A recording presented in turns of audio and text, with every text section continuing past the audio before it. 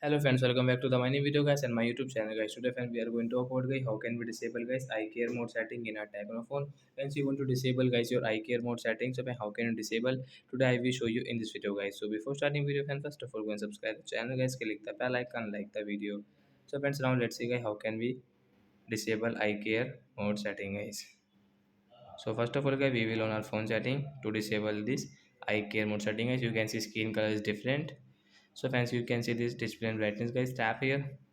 Friends, click on third option eye care mode setting guys. Tap here. Eye care mode setting guys, you want to disable. Right side this icon guys, tap here to disable. After disable guys, we cannot use guys this brightness setting, this eye care brightness guys.